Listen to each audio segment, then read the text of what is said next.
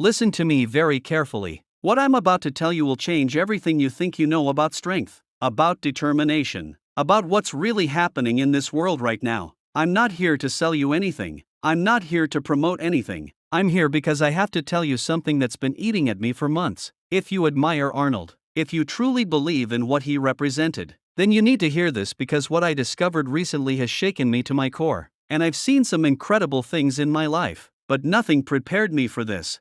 3 months ago, I was having a conversation with someone I can't name, someone who works in places most people don't even know exist. We were talking about human potential, about the nature of strength, about what makes us push beyond our limits. And then he said something that stopped me cold. He said, "You know, the champions weren't just athletes, they were instructions, and we're about to find out what happens when we ignore those instructions."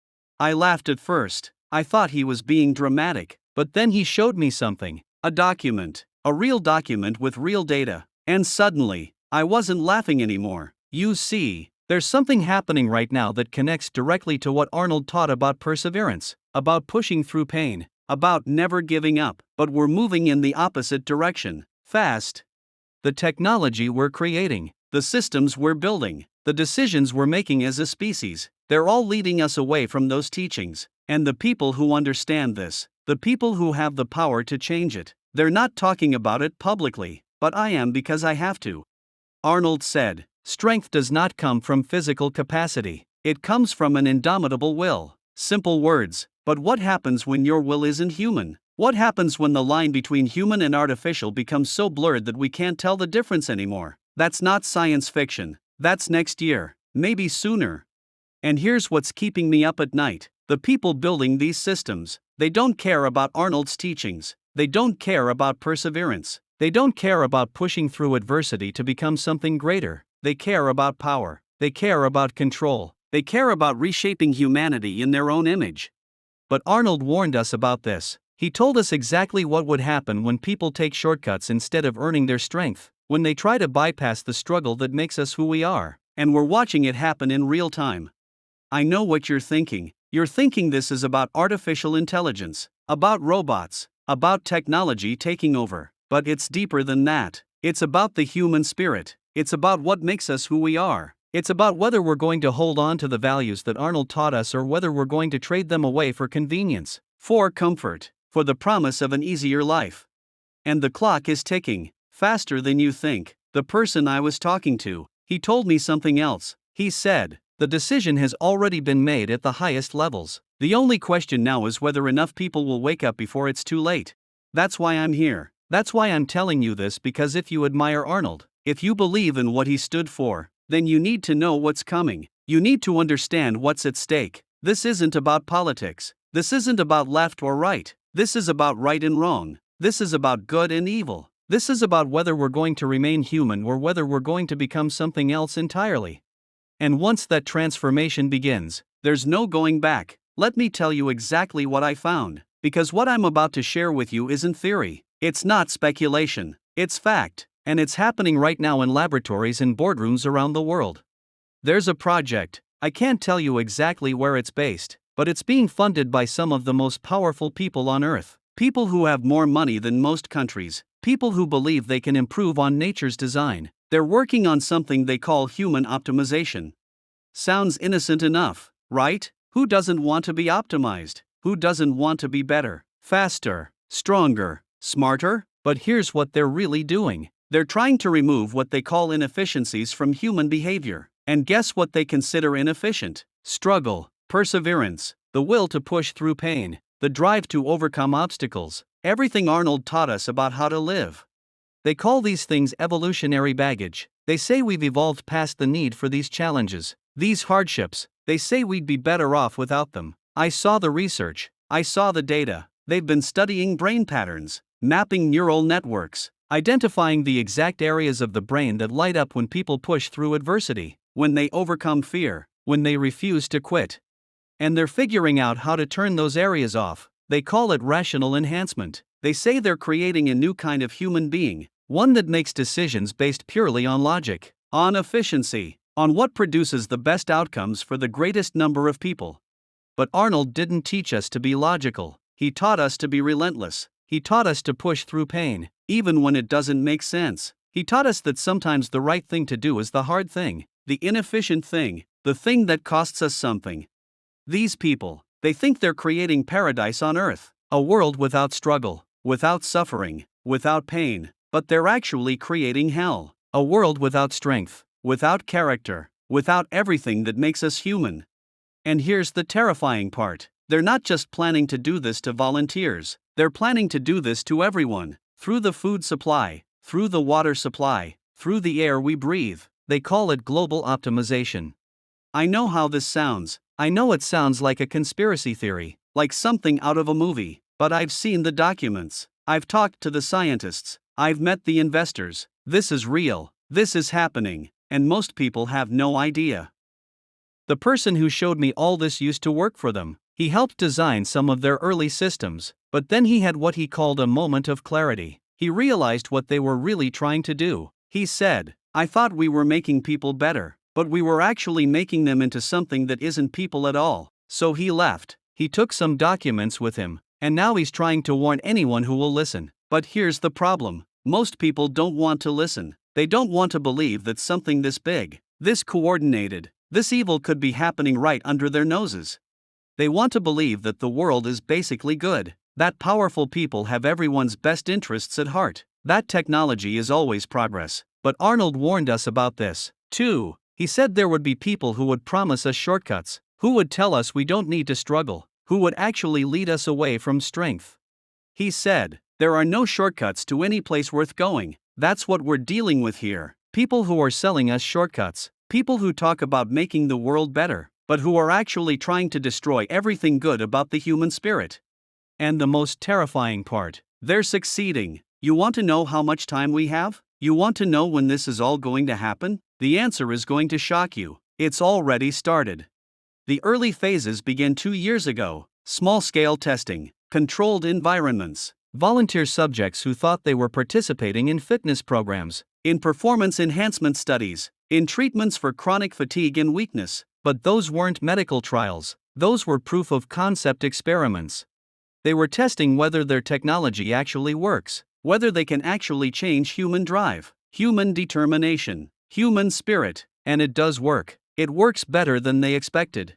I met one of the test subjects, a man named Marcus. He contacted me through a secure channel after he figured out what had happened to him. He told me his story, and it's something that will haunt me for the rest of my life. Marcus had been struggling with motivation. He saw an advertisement for a new treatment, something called neurological rebalancing. It promised to eliminate negative thoughts, to help people find lasting drive and focus. He signed up. He went through the treatment and it worked.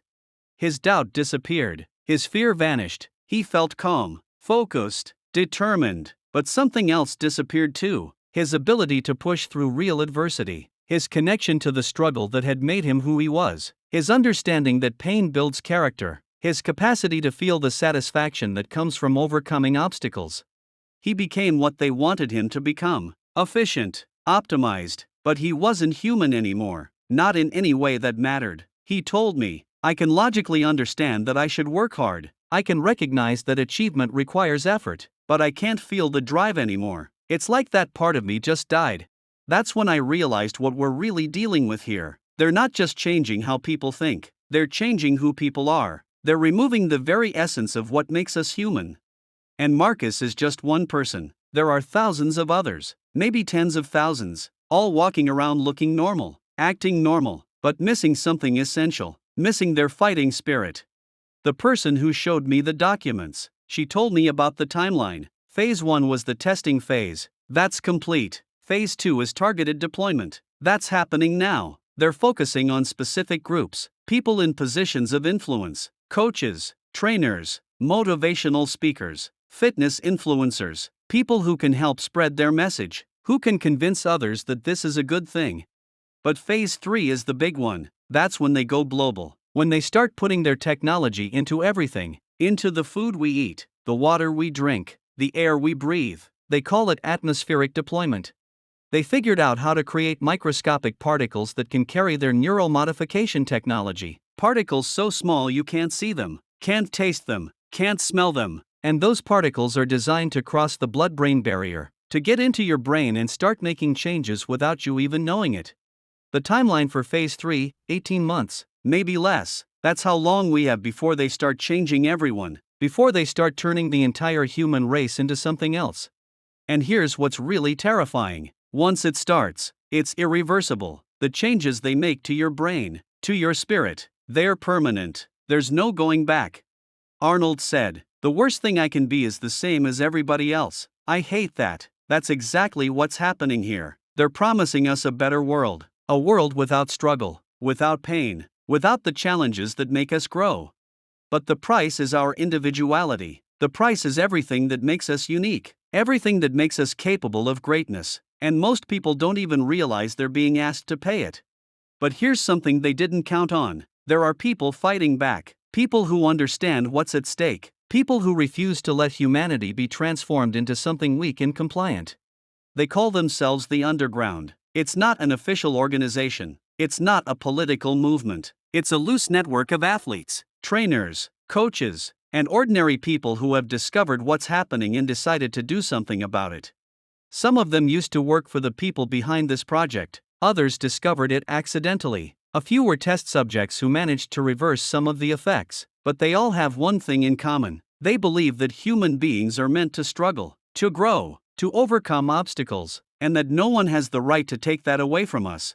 I've been in contact with them for weeks now. They've shown me things that would make your blood run cold. Documents, recordings, video footage of what's really happening in those secret laboratories. But they've also shown me something else, something that gives me hope. They've figured out how to protect people, how to create a kind of shield that prevents the neural modification technology from working. It's not perfect and it's not easy, but it's possible. The key is something they call spiritual resilience. It turns out that people who have strong discipline, who regularly practice physical and mental training, who maintain deep connections with their goals and values are naturally more resistant to the technology. It's like Arnold knew this would happen, like he gave us the tools we would need to fight back decades before the threat even existed. The Underground has been working on ways to strengthen this natural resistance. They've developed techniques, practices, even certain foods and supplements that can help protect your brain from modification. But here's the thing, it only works if you start before you're exposed. Once the technology gets into your system, once it starts making changes, it's much harder to fight back. That's why I'm telling you this now. That's why I'm breaking my silence. Because time is running out and people need to know how to protect themselves. I spoke with the leader of the Underground, a woman I can only call Dr.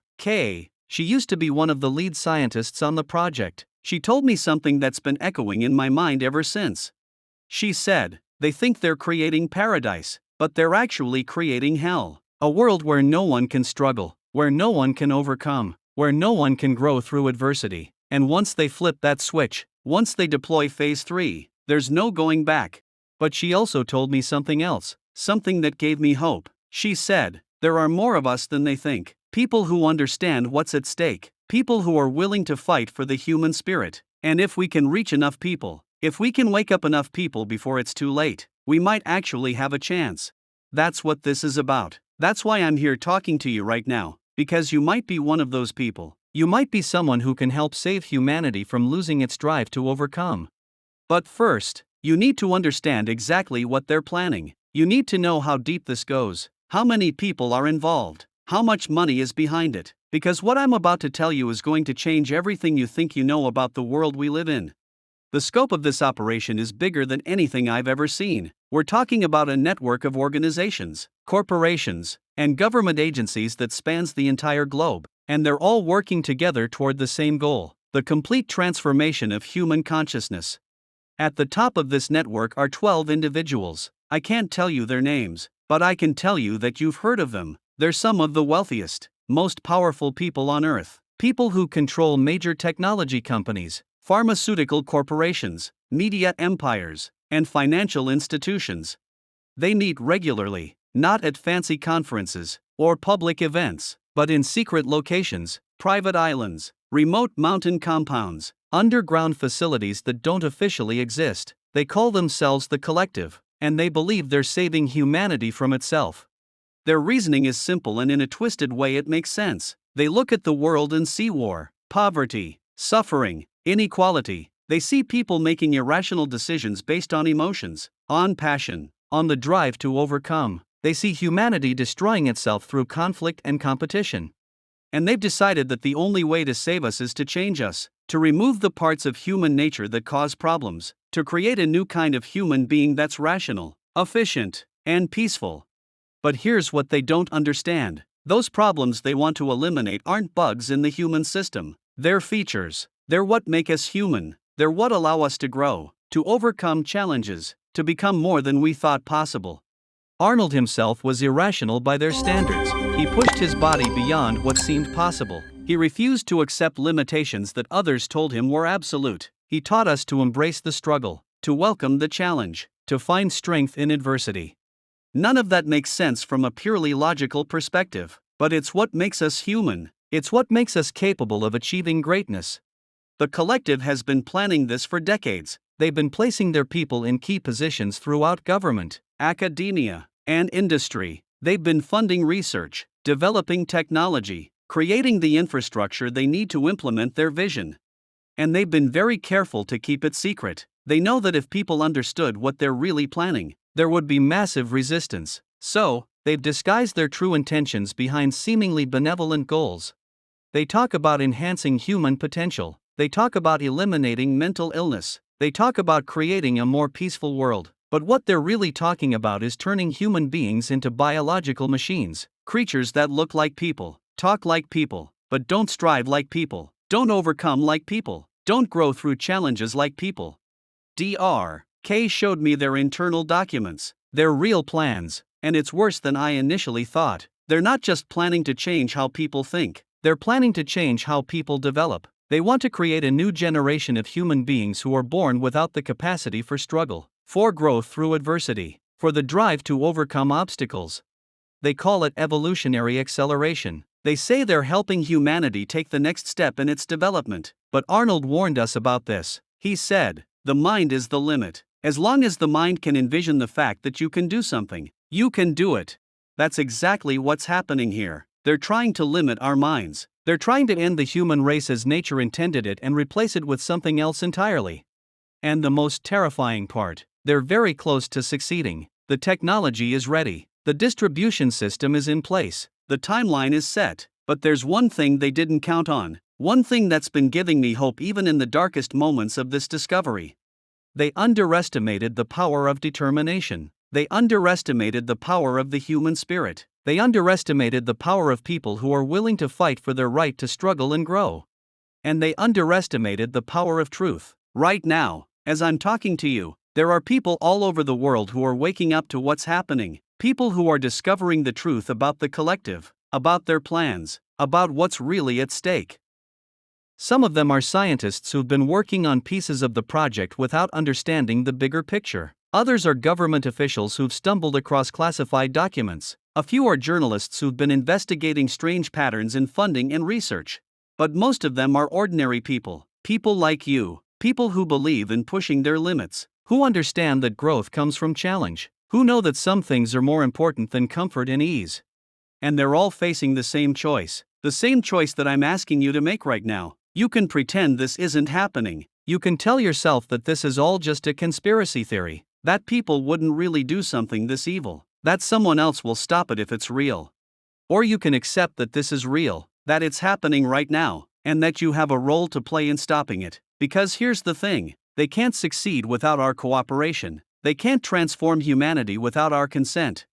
They need us to accept their vision, to believe their lies, to willingly give up our drive to overcome. And the only way they can get that cooperation is if we don't know what's really happening, if we stay asleep, stay distracted, stay focused on our day-to-day lives while they work behind the scenes to change everything.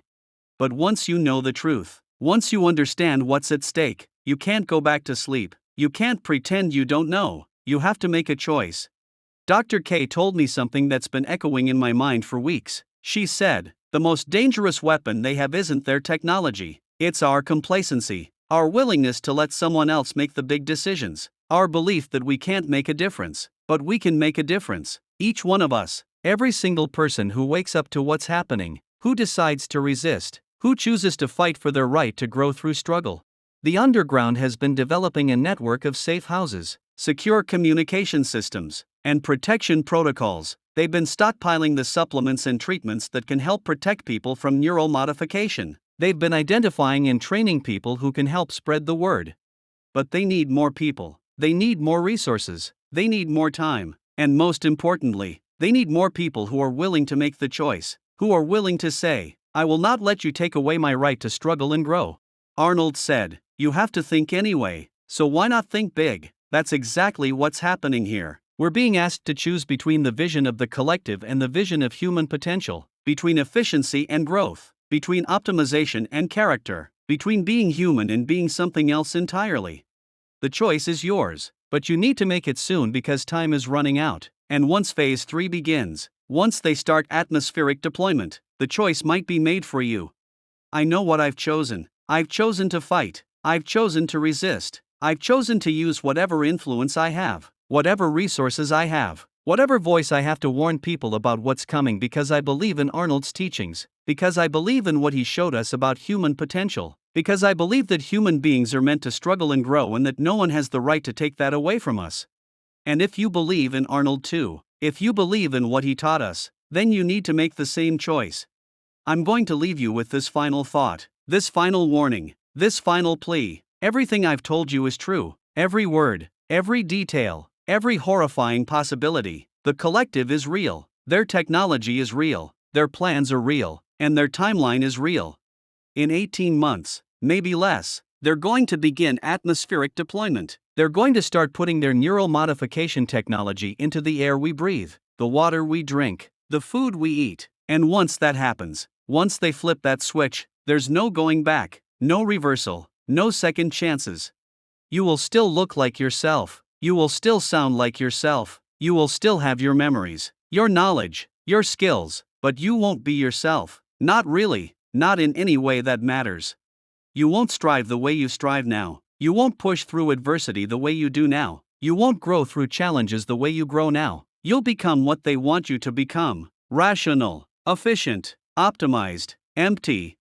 And the worst part, you won't even know what you've lost. You won't remember what it felt like to push through pain, to overcome fear, to feel the satisfaction of earned strength. You'll think you're fine. You'll think you're better. You'll think you're exactly who you're supposed to be, but you won't be human anymore, not in any way that Arnold would recognize. That's what's at stake here. That's what we're fighting for: the right to remain human, the right to struggle and grow, the right to overcome and achieve. I've told you about the underground. I've told you about the resistance. I've told you about the ways to protect yourself. But ultimately, it comes down to this: do you believe that human beings are meant to grow through challenge? Do you believe that strength, determination, and perseverance are what make us who we are? Do you believe that some things are more important than efficiency and optimization? If you do, then you need to act now, today, before it's too late. Find the underground. Learn how to protect yourself and your family. Spread the word to everyone you know. Wake up as many people as you can because humanity's future depends on it. Your spirit depends on it. Your children's potential depends on it. Arnold said, the successful warrior is the average person with laser-like focus. That's what I'm asking you to be. Not to literally become a warrior, but to focus with laser-like intensity on protecting what makes us human, on preserving our right to struggle and grow. I'm asking you to fight, to resist, to choose growth over ease, character over optimization, humanity over their twisted vision of what we should become. The clock is ticking, the choice is yours, but whatever you decide, decide quickly because time is running out and the future of the human race hangs in the balance.